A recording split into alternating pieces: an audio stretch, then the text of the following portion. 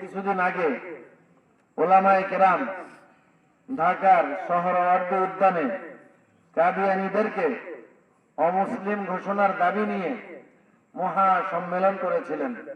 লক্ষ লক্ষ মানুষের, আলেম তালেবে ইলমের জনসমুদ্রে পরিণত হয়েছিল।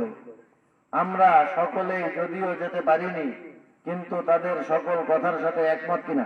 একমত। যদি কেউ তাদেরকে কাফের বলে মনে না করে, সেও কাফের। ঠিক।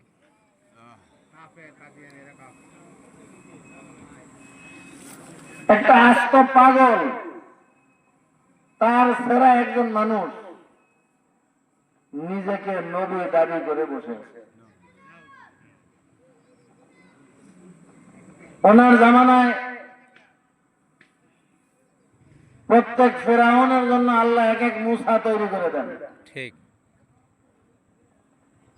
গোলাম আহমদ কাদিয়ানীর এই কাফেরের মোকাবেলায় আল্লাহ তাআলা তার এক বান্দাকে তৈরি করে দিয়েছিলেন, তার নাম আতাউল্লাহ বুখারী। গোলাম আহমদ কাদিয়ানী কয় আমি নবী। আতাউল্লাহ বুখারী কয় তুই কেমনে নবী? কয় আমি যে নবী তার কথা কোরআনে আছে। বলে কি আছে? কয় ইসমুহু আহমদ মিন বাদি ইসমুহু আহমদ। আহমদ, কোরআনের আয়াত। আমার পরে এক নবী আসবে, তার নাম হবে আহমদ। সেই আহমদ আমি।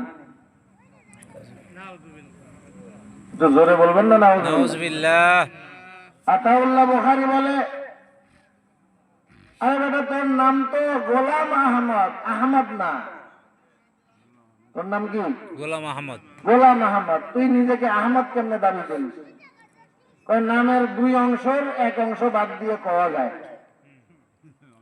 একটা সূত্র করে দিল। নামের অংশ কয়টা? দুইটা। গোলাম আহমদ। তা আমি এক অংশ বাদ দিছি, বাদ দিয়ে আহমদ হয়ে গেছি। তোর ফর্মুলাই ধরে নিলাম, যদি নামের দুই অংশের এক অংশ বাদ দিয়ে বলা যায় আর সেটাকে যদি প্রয়োগ করা যায়, আমার নামেরও দুই অংশ, আতাউল্লাহ। এক অংশ হলো আতা আর এক অংশ হলো আল্লাহ। আমিও আমার প্রথম অংশ বাদ দিয়ে আল্লাহ হয়ে কয়ে দিলাম যে তোরে আমি নবী বানাইনি।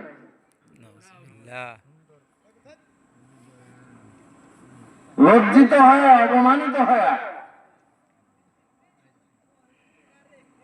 লাস্ট পর্যন্ত সে বাথরুমে পড়ে মারা গেছে। নাউজুবিল্লাহ। একজন নবী